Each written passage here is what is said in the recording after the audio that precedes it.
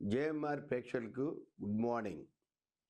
So నా పేరు doctor కుంచాల హనుమంతరావు, వాస్తు నిపుణులు.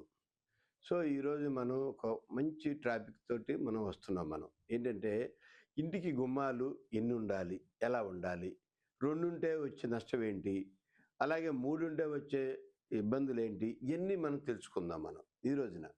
అయితే ఇంటికి ఎప్పుడు కూడా గుమ్మాలు ఎప్పుడు కూడా ఎన్ని ఉండాలంటే రెండు ఉండాలి. ఎలాగా? ఒకటి ఇన్సైడు లోపల సింహద్వారం ఒకటి ఉండాలి.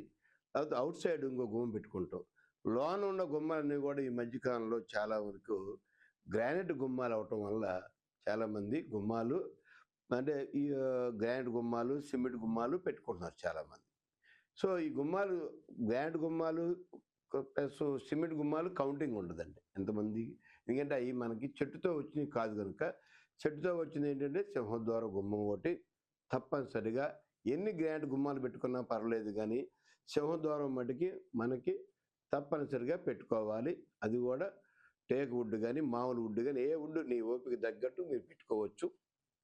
అవుట్ సైడ్ వచ్చేప్పటికెళ్ళి మీకు యూటిలిటీ ప్లేస్కి వచ్చేప్పటికి ఒక గుమ్మం వస్తుంది కనుక, ఆ గుమ్మం కూడా మనం ఒక గుమ్మం అంటే ఒక గుమ్మం అయిపోయింది కాబట్టి ఇంకో గుమ్మం కావాలి మనకి. అంటే 2 గుమ్మాలు కంపల్సరీ ఉండాలి ఇంట్లో మనకి.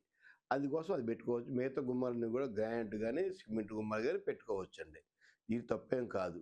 ఈ రకంగా ఏంటంటే, ఒక గుమ్మాలే పెట్టుకోవాలనుకుంటే ఎన్ని పెట్టుకోవాలి, ఎలా పెట్టుకోవాలి? 2 గుమ్మాలు పెట్టుకోవచ్చు, 4 పెట్టుకోవచ్చు, 6 పెట్టుకోవచ్చు, లేకపోతే 8 పెట్టుకోవచ్చు. ఈ రకంగా గుమ్మాలని మనం అమరికని మనం ప్లాన్ చేసుకోవచ్చు.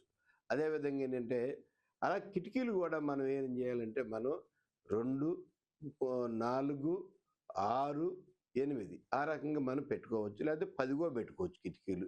ఇంటికి ఎంత వెంటిలేషన్ ఉంటే అంత ఆరోగ్యం, అంత ఆనందం వస్తుందని వాస్తుపరంగా తెలియజేస్తున్నాను.